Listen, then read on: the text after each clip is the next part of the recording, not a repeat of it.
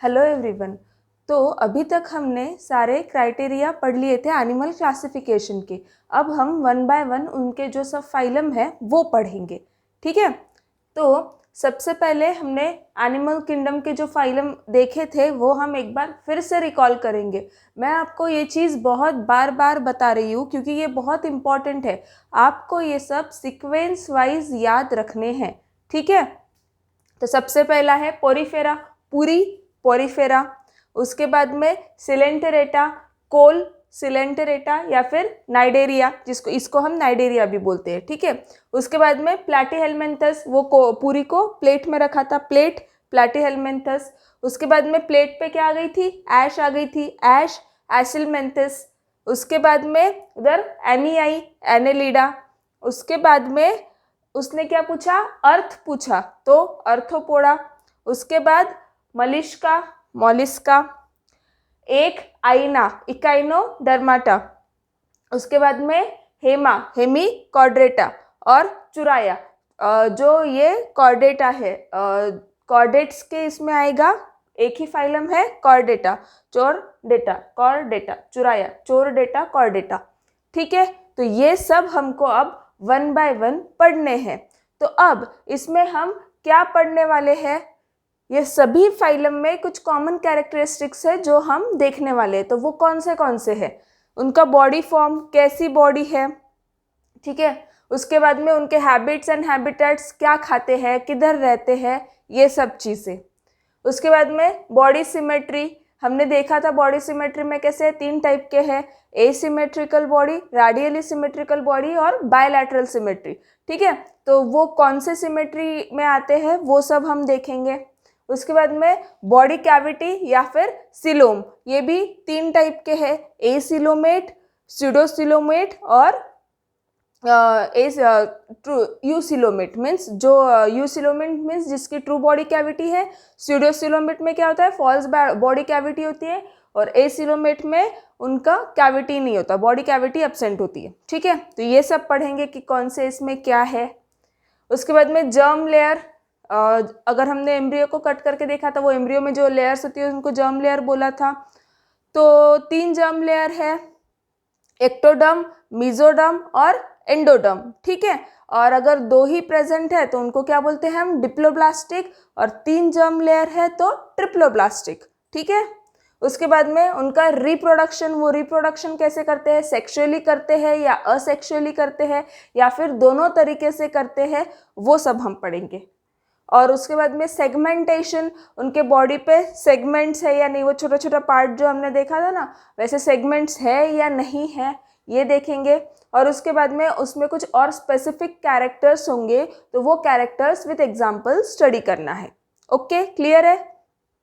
तो अभी हम सबसे पहला फाइलम पढ़ेंगे, पोरीफेरा। सबसे पहला फाइलम है पोरीफेरा। अब इनका बॉडी फॉर्म कैसा है, this animals are with simplest body form, these animals are with simplest body plan, मतलब सबसे सिंपल बॉडी होती है इनकी, सिंपलेस्ट बॉडी प्लान है, and are called as sponges. इनको क्या बोलते हैं, स्पॉन्जेस बोलते हैं।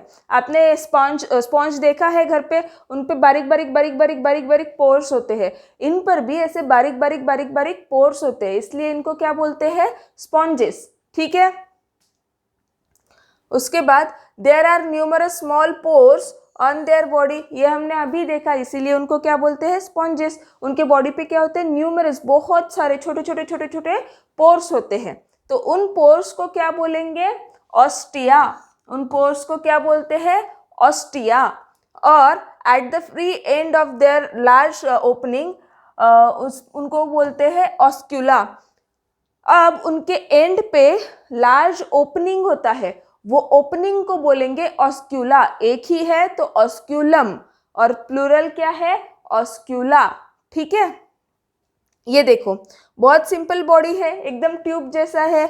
उसके बाद में इस पर बहुत सारे छोटे छोटे छोटे छोटे पोर्स है, ठीक है।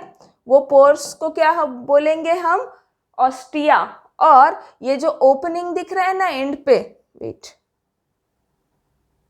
ये देखो ये ओपनिंग दिख रहा है,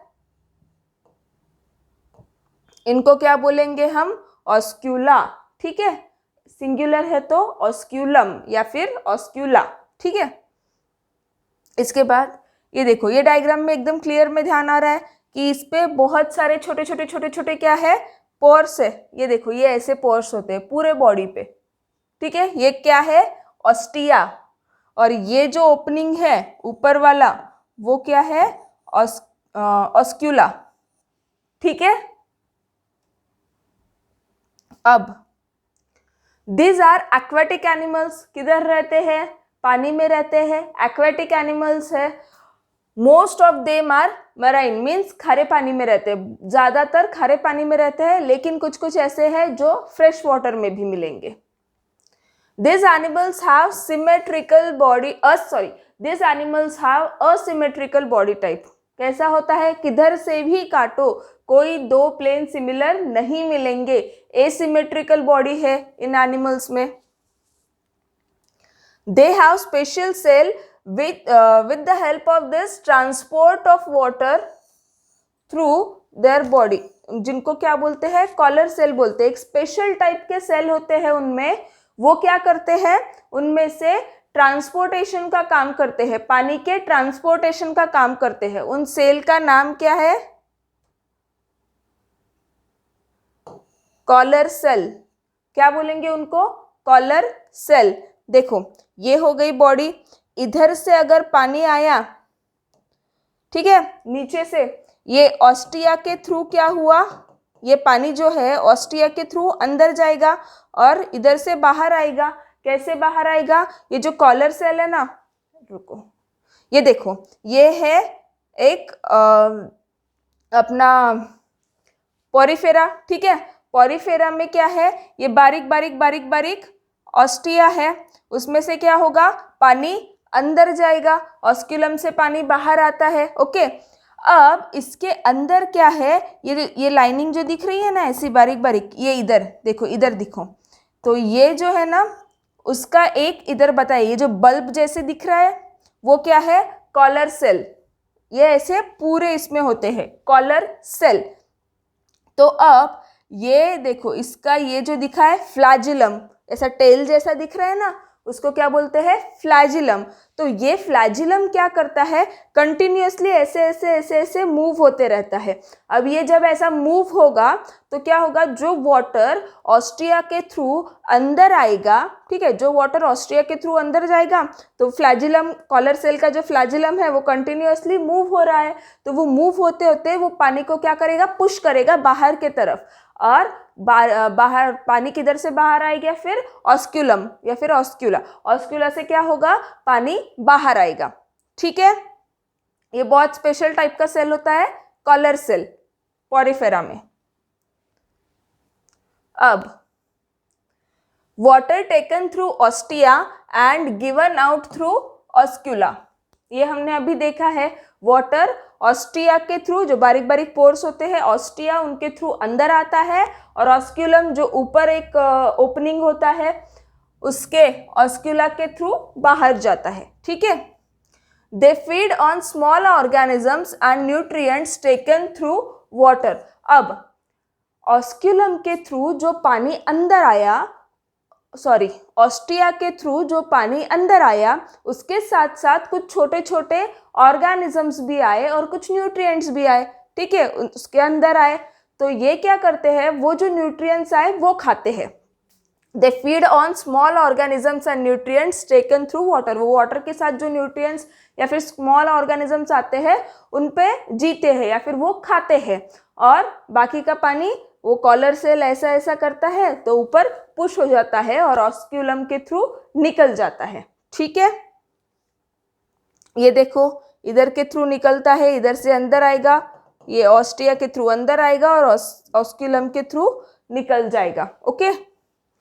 फिर से वो कॉलर सेल है ना, बहुत इंपॉर्टेंट सेल है कि इसमें का। अब उनका रिप्रोडक्शन कैसे होता है, रिप्रोड्यूसेस असेक्सुअली एंड सेक्सुअली, दोनों टाइप से रिप्रोड्यूस करते हैं। एसेक्सुअली भी रिप्रोड्यूस करेंगे और सेक्सुअली भी रिप्रोड्यूस करेंगे। तो सेक्सुअली रिप्रोड्यूस कैसे करते हैं, बाय गैमेट्स, मेल और फीमेल के जो सेल होते हैं जो साथ में आते हैं उनको गैमेट्स बोलते हैं, ठीक है। तो बाय गैमेट्स सेक्सुअली रिप्रोड्यूस करेंगे, और asexually reproduction is by budding. Asexually reproduction कैसे होता है? बडिंग से। They have good ability of regeneration, उनकी रीजनरेशन मतलब रीजनरेशन की एबिलिटी बहुत अच्छी है। तो ये देखो बडिंग, अब ये हमारा है पॉरीफेरा, ठीक है। उसके साइड में ये छोटा सा बच्चा ग्रो होते हुए दिख रहा है, छोटा सा है, वो ग्रो हो रहा है, थोड़े टाइम बाद थोड़ा और ग्रो हो जाता है।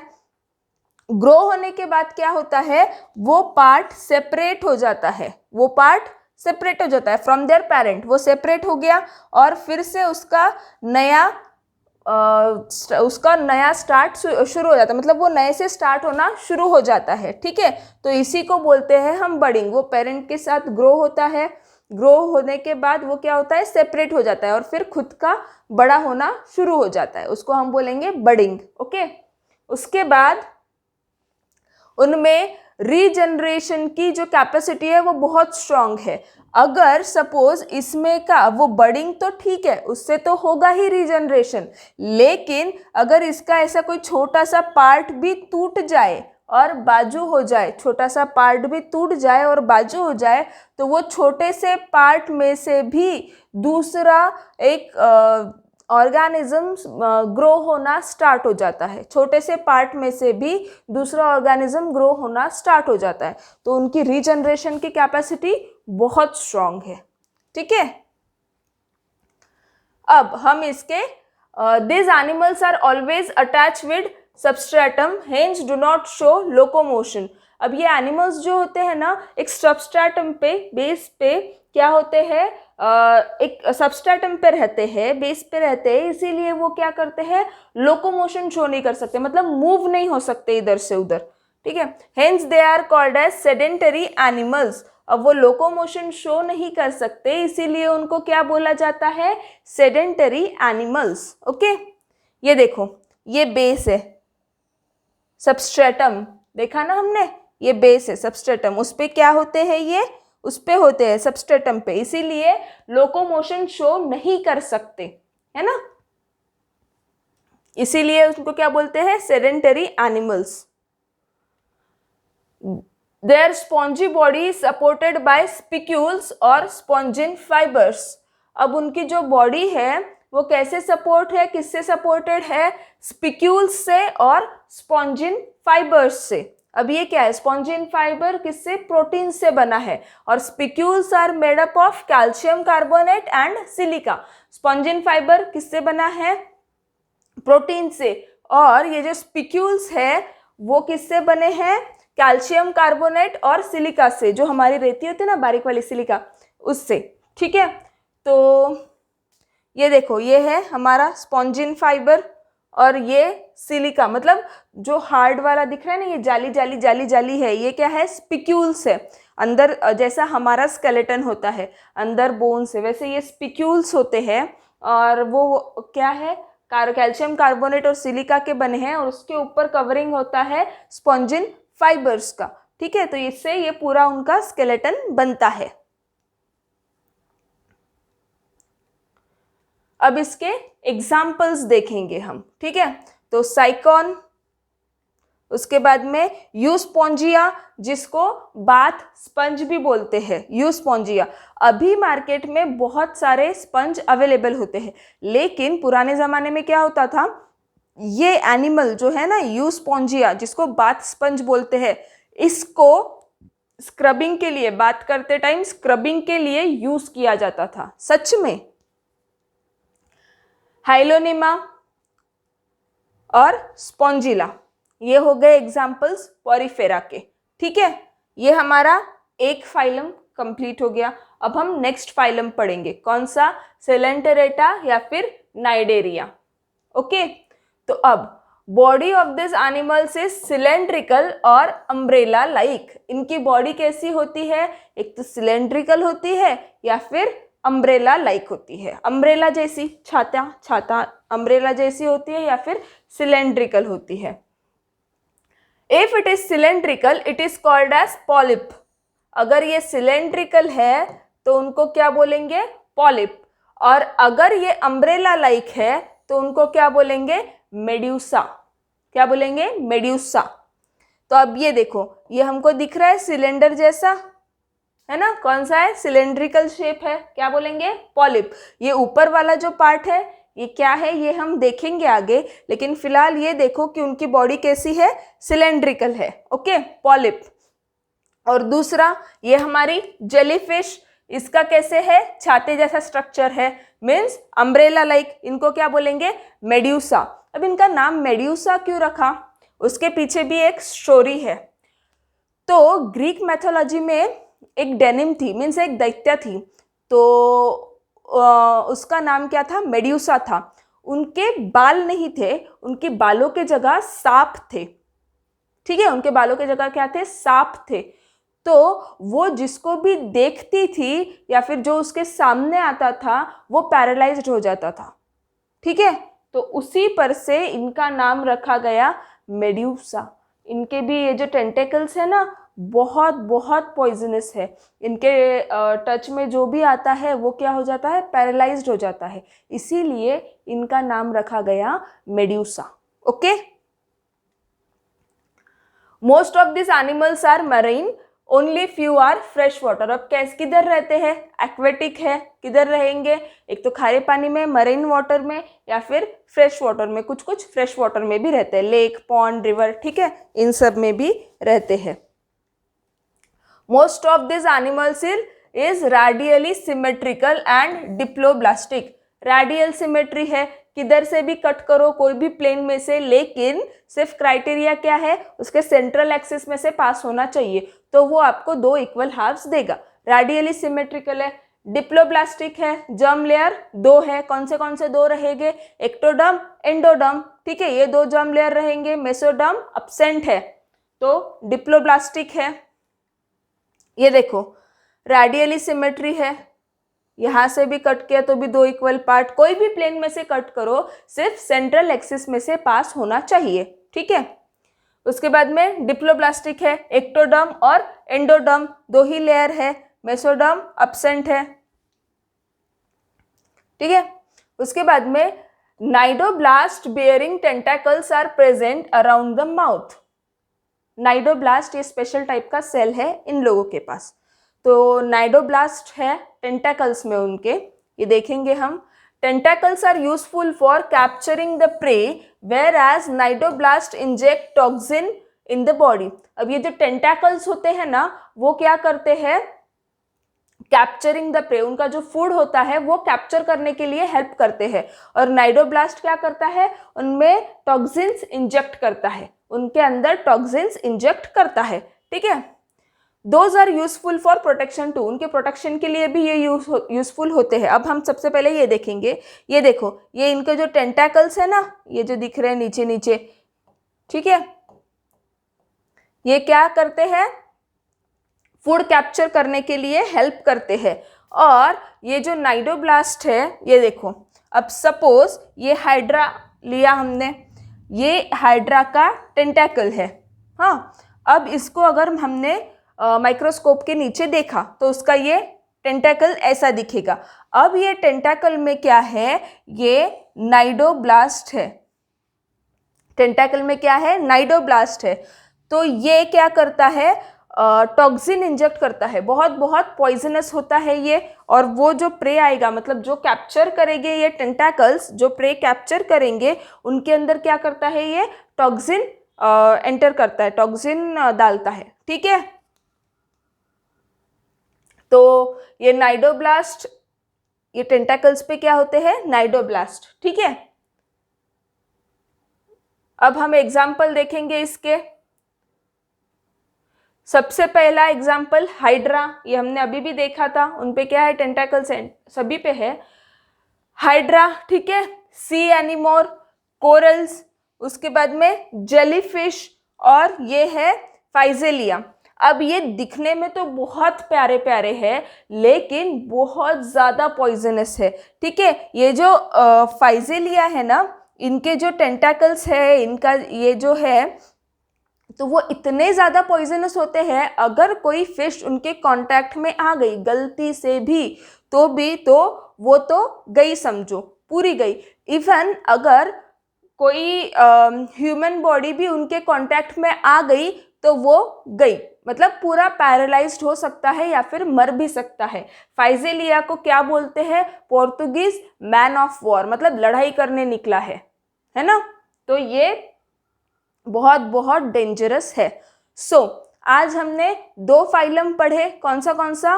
पोरीफेरा पढ़ा और नाइडेरिया सिलेंटेरिटा पढ़ा। ये 2 फाइलम आज हमने पढ़े, उनके सारे कैरेक्टरिस्टिक्स विथ एग्जाम्पल स्टडी किए। नेक्स्ट लेक्चर में हम आगे के फाइलम पढ़ेंगे, ठीक है।